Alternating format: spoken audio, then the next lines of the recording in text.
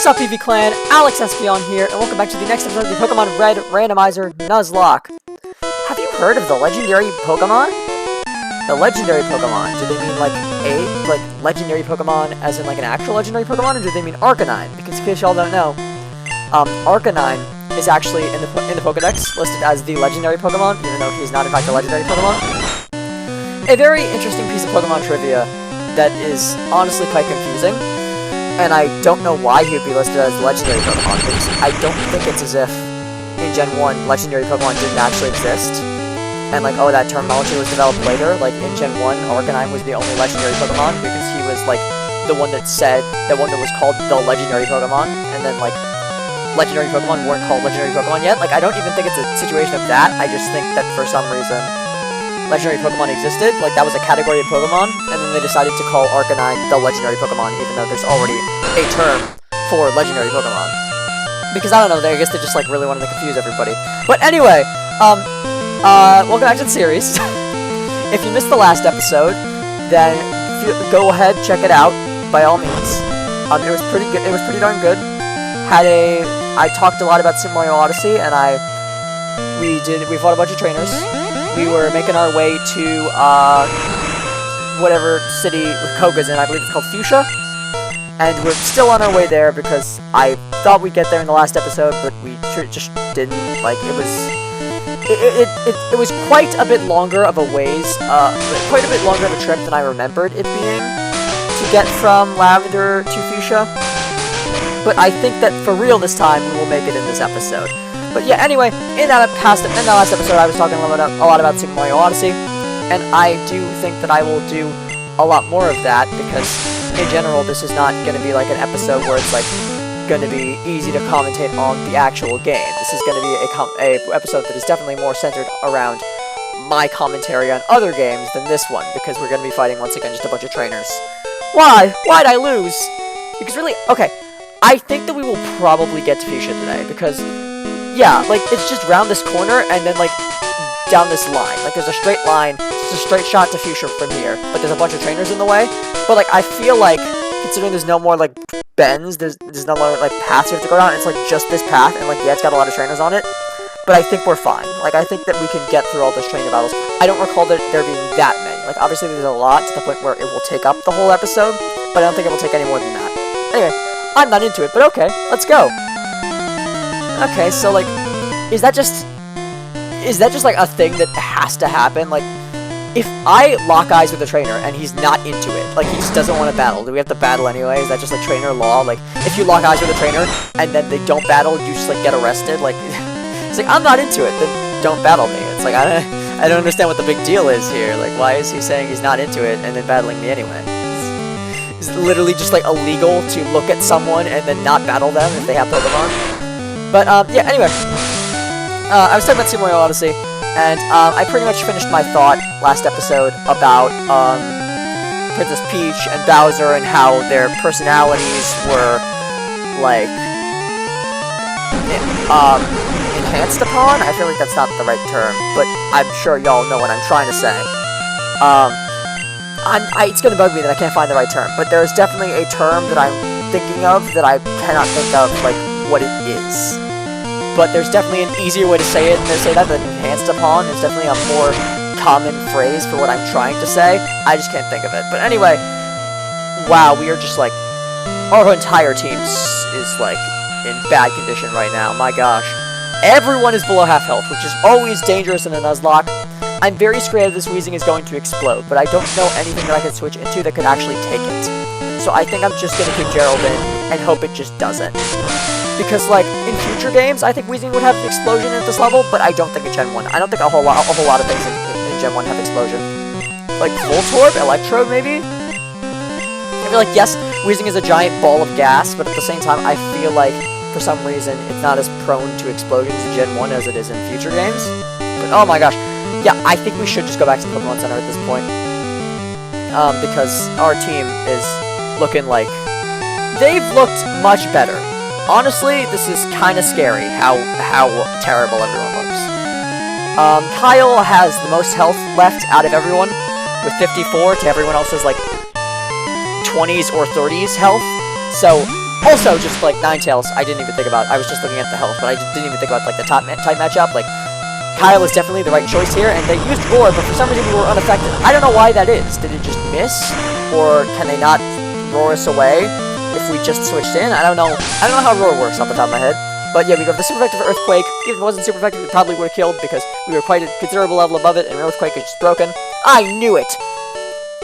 But yeah, we're gonna go back to Pokemon Center because at the end of the previous episode, I was thinking like, oh, I probably don't have to go to the Pokemon Center. I can make it to Fuchsia from here, but it does not look like it. Upon further examination, it does not look like it, and I'm going to be very careful because I do notice that one of the Pokemon on our team is poisoned, and I know it is a long way back to Lavender from here, and I don't want to have to use more potions than necessary, but I don't think we're making it back to Lavender without, what Pokemon is dying here? What Pokemon is poisoned? Without Gerald dying unless we heal him. So I just want to make sure we don't consume too many healing items. I want to make sure we don't consume more than we need to. I'm going to look very carefully. I'm going to look and once in a while. I can't count while talking, but I'm going to like make sure that if it seems like I'm taking too much damage, I check, because I'm not counting down the HP. But I'd imagine they're probably at about like 7 right now. 11. Okay, that's more than I was thinking. So now that we're getting down to lower numbers, I might as well start counting. So that's 10, 9, 8, 7. That might be 6. 5. I'm gonna heal now.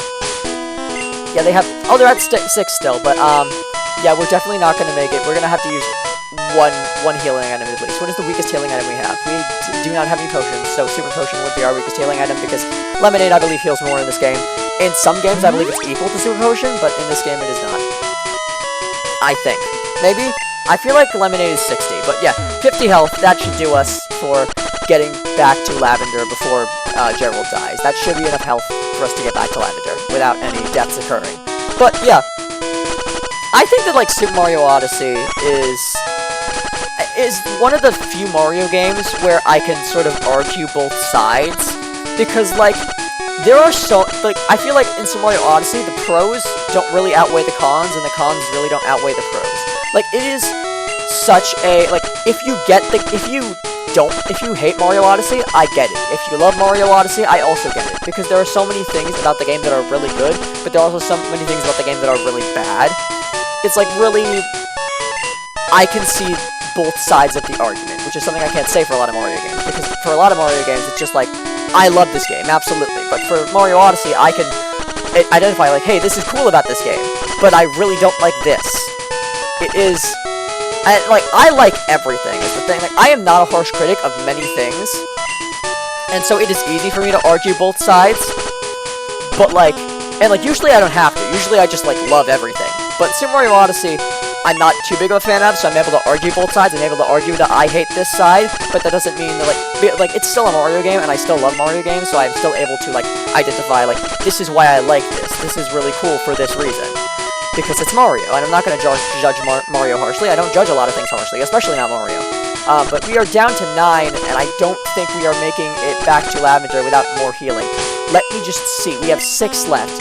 Let's 4. Yeah, it's down to 4. Okay, so I'm gonna heal now. I didn't want to have to use another potion, but we're definitely not making it back without... I just realized I have an antidote, don't I? I am wasting potions right now. I am wasting super potions because I could have just used an antidote and avoided all this trouble. Because, like, oh my gosh, super potions are so much more expensive to buy. Why didn't I just use an antidote? That would have saved me so much money. I am literally... This is a net loss. Like, this is... I could have bought an antidote. I could have used the antidote and then bought another one and saved, like, $400 if I just used the antidote instead of using 2 super potions. Bad choice by me. Wasn't paying attention. My bad. I forgot that I have 1 antidote in my bag, which is crazy to me that I forget that because it's another item taking up space, which I'm always complaining about because this bag has, like, no space whatsoever. It's like 20 slots, which is really not a lot for an RPG because RPGs usually have all these items. Unless it's like, I don't know. What's an RPG with like what's a turn-based RPG with like not a lot of items? I don't really know, but I feel like usually in most RPGs 20 slots would not be enough. Just because like items are just such an important part of turn-based RPGs, because it's, like, so boring, usually. It's like, okay, you use this, they use that, you use this, they use that. It's like, items make things a lot more interesting. And so games typically tend to have a lot of them, especially with Pokemon, you know, because Pokemon's not like other games where you just have, like, items that you use in battle to, like, up this stat, or do this, or cure this. It's like, you have healing items in Pokemon, you have Pokeballs in Pokemon, you have battle items. It's like, you have all these different types of items, which is something that is not, like, in other turn-based RPGs, I feel.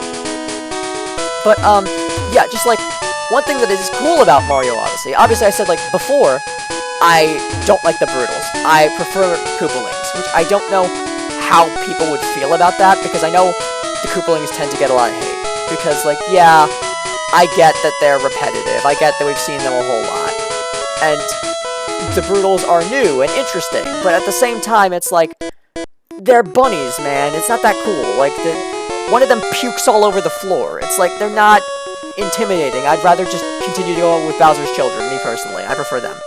I always go with bird Pokemon, especially, like, the Koopalings. I think that it's cool that they all have, like, different colors and different aesthetics, because, like, obviously they're all adopted, in case you didn't know. Bowser Jr. is Bowser's only legitimate child. Obviously, I don't know how you wouldn't know that, if you... Well, I guess... If you don't know that, then you probably don't know a whole lot else about Mario, because that is, like, that is a pretty common fact. That's something that a lot of people tend to know. It's like, when you list off facts about Bowser, I feel like he only has one legitimate child, the rest, he has 7 adopted ones, is like one of the more well-known things, because it's such an interesting fact. It's like, because you think about Bowser and it's like, oh, he's a big villain, but then you think about, like, oh, so then it's surprising that he's, like, a loving parent who's taking in all these children, you know? It's like, you wouldn't think that it would be true, that he'd have 7 adopted children, so therefore, because it's so wacky of a fact, people tend to remember that one. That tends to sit in people's minds. But yeah, I like the Koopalings better. I think that design-wise, they're better. I think that their boss fights are more interesting, and their boss fights in general just make a lot more sense. Using magic to attack makes a lot more sense than using, like, wacky hats that do wacky things. It's like, why... It's like, Koopalings, it all makes sense, because it's just like, oh, they have a magic wand, so of course they can lift up water, and they can shoot magic balls, and they can clone themselves. It's like, all their attacks make sense because they're just using magic. It can all be explained away with that. But, like, with the Broodals, it's like, oh, for some reason he can go into his hat, and, like, for some reason Spirit can go into his hat, and then, like, run around with bleeding poison behind, and for some reason Topper can make all these duplicates of himself, like, spin around in his hat like a freaking Beyblade, and Harriet has bombs in her hair for some reason. It's like, don't you think that's dangerous? How does she set them off? Can she just think, and then they automatically just explode? Like, does she have telepathic abilities to explode the bombs whenever she wants? Does she just, like, think it, and then boom? Like, I don't understand, you know, like, because they don't explode while they're in her hair. It's not until after they've left her hairdo, it's not until after they've left her braids that they actually explode, which is, like, odd. It's like, is there some kind of coolant? Like, are they not lit yet when they're in her hair? Is there something preventing the fire from spreading down the fuse? Like, is there even a fuse? I don't even know. I haven't looked that closely at them before. Is there actually a fuse, or do they just, like, glow and then explode? It's like, what is making them explode? Are they filled with gunpowder? Why is something filled with gunpowder in your hair? Harriet is just, like, such a weird Mario enemy, and I know it's kind of strange of me to, like, rip this apart, like, tear apart her design, and be like, this doesn't make any sense. But I feel like I would have a lot less problems with it if it wasn't, like, a freaking bunny, because bunnies don't even have braids. Like, it feels so weird that all these bunnies just, like, have hair. It's, like, not even just their fur, it's, like, actual hair. It's kind of weird. It's kind of strange. Out of power! Although, like, I do like Madame Brood's hairstyle. I do like her whole, like, flashy hat. I think that Madame Brood is, like, a really cool design, because she is, like, ugly. And I don't mean to be mean or anything, but, like, come on, that is absolutely what they're going for. And it worked. It is, like, totally... it totally works. It's like, it's such a good, like, a design, because I think that it's awesome that she's, like, that they made her, like, wearing lipstick, because it's, like, she's so ugly. I feel like that's such a natural response from, like, many players. It's such a knee-jerk response. Like, you see her face, and you're like, that's ugly. And it's like, despite the fact that she is wearing lipstick, she's still ugly, which makes it funnier that she's, like, trying to hide it, that she feels the need to wear makeup when she's a giant, gross bunny woman, and, like, she feels the need to, like, dress herself up. She's got, like, a pearl necklace, she's got, like, a big red dress, nice frilly hat. It's, like, really, she's all dressed up, she's all gussied up, and it's really funny because she's a giant bunny. Come on, let's go! This guy is very anxious to get this battle started, but, yeah, I would say, I feel like, I don't think a lot of people like Madame Brood, because, like, obviously, why would you? She looks, like, she's very ugly, she's not, like, I feel like the common response is that, like, she's not very well liked amongst the community, because they judge her, like, purely on she looks ugly, but I'm just going to say that I love Madame Brood. I think, like, the ugliness of her design is what makes it such a good design, because I just like the idea of she's getting herself all gussied up to hide the fact that she's absolutely ugly, and then, like, as she's fighting, she gets, like, sort of uglier. Like, her facade starts to fall, because she was, like, putting on all this stuff to give herself, like, an air of grace and beauty, and then she's losing her mind. Her face is turning, like, bright red, like, she's getting so angry, and she's sort of, like, losing the calm serenity that she sort of put on an air of, like, she was putting on an air of such sophistication, and then all of a sudden she's losing her mind. So I think that's really cool how they did that. Abandoned learning double kick, yeah, we already have fighting stab on other Pokemon. But yeah, I mean, previous episode I said about how Cookatiel was like a different boss that also puked something. I thought they puked lava like Cookatiel, but no, it was actually Spewart I was thinking of that's spewing poison. And I think that's really an odd choice, not very good choice in my opinion, that, like, they chose to make two bosses puke out deadly substances in Mario Odyssey. It just kind of reeks of unoriginality. It's like, out of all the ideas you could have come up with, why would you reuse this one twice? It, like, sort of, yeah, it's sort of, like, lessens the originality of it to have it twice in one game. It's like, you could have, like, made an entirely different, like, I think that for Cookatiel, it fits, because he's, like, he's a cook, you know, he's a chef, so it's like, it has to do with food, and what happens when food is bad? You puke it back up. It's like, he has that whole food thing going, he has that whole food theming going on with him, so the puke makes sense for him. But with Spewart, it's like, you couldn't have chosen any other mechanic for this rabbit, and, like, the other thing about Spewart is, like, not only is the mechanic disgusting and unoriginal, because they use it at another point in the game for a much better boss, but like, all the Broodals are built around their hats.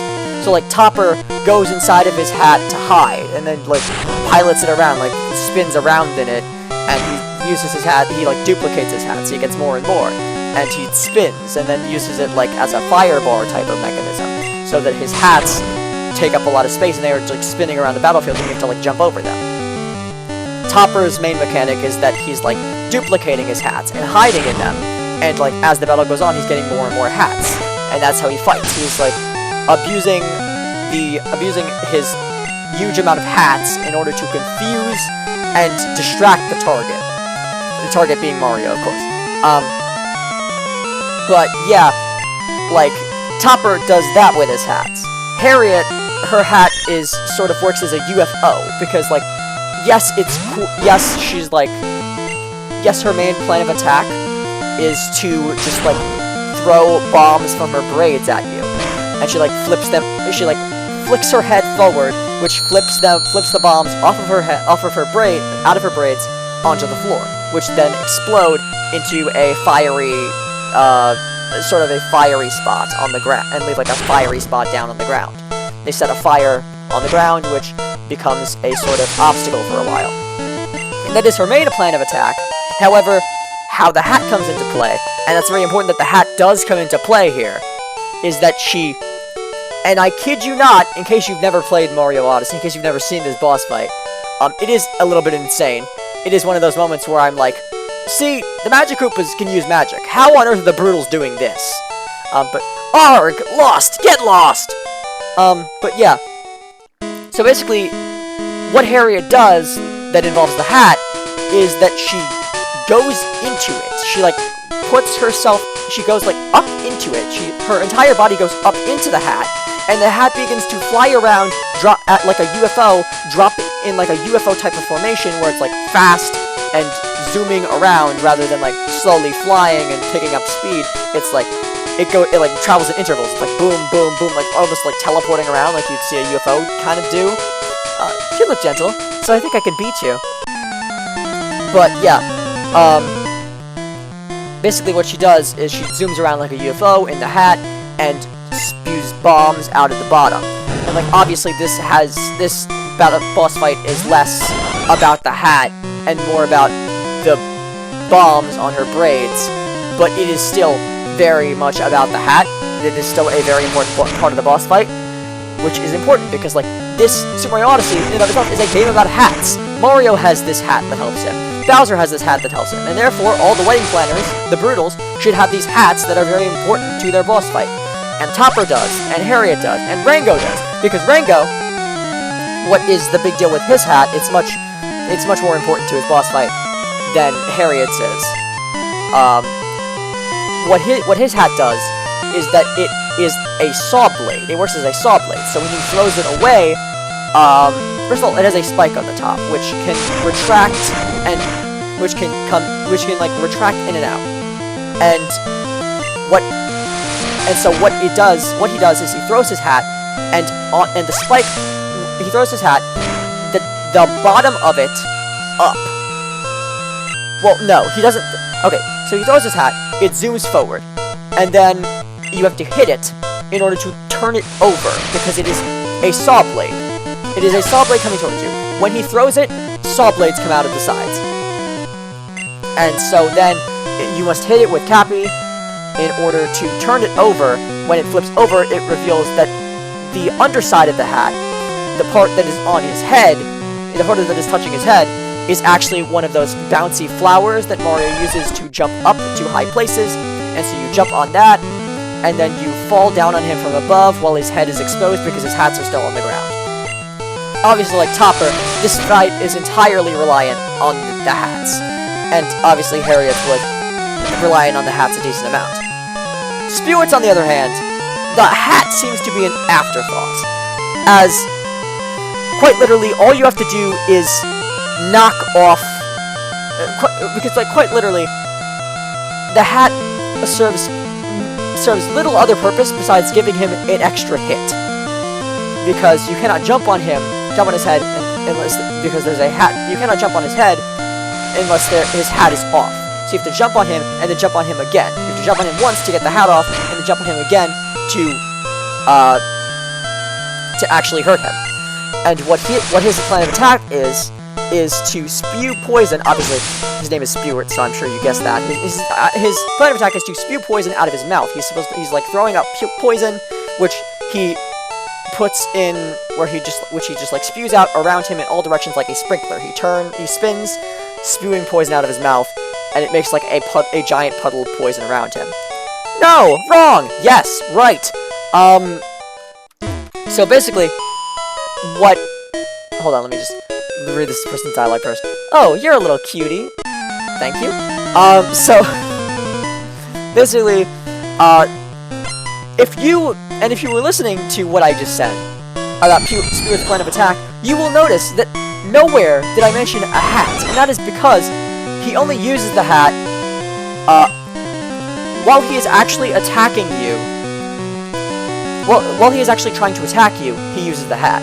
However, when you are while he is actually trying to attack you, he does not use the hat. his hat is not for attacking at all. It in fact is used for escape. It is used to sort of stall for time and set up the battlefield for you to battle him again. And it's sort of used as an in-between phases type of thing.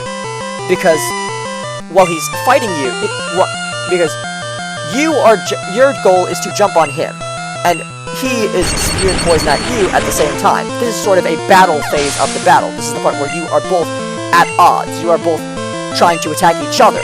However, after you hit him, he will go into the hat and start zipping around the battlefield, leaving poison behind, which reads more as an escape than an actual battle tactic where he's trying to hurt you.